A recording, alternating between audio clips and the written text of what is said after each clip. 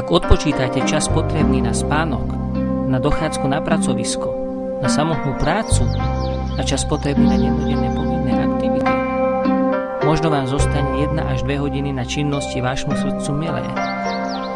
A to ste ešte aj neuvažovali o finančnom zabezpečení týchto možných aktivít. Čo s tým? Najsmutnejšia na celej veci je tá skutočnosť, že ľudia si ani neuvedomujú tieto súvislosti. Veď takto žili v úvodzovkách povedané aj ich rodičia a pred nimi aj ich predkovia. Zaujíma vás, ako môžete zbohatnúť, aby ste sa stali slobodným, ako si zobrať vlastný život do svojich rúk? To znamená, aby ste vlastnili toľko peňazí, koľko potrebujete, a mať toľko voľného času, aby ste nezostali mimo diania? Poznáme systém vykonávaný z domova, ktorý vie vytvoriť významný súkromný majetok, je spravodlivý a čestný.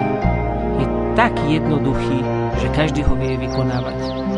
Napríklad aj formou vedľajšej zárobkovej činnosti. A to bez toho, aby sa vôbec niečo muselo predávať.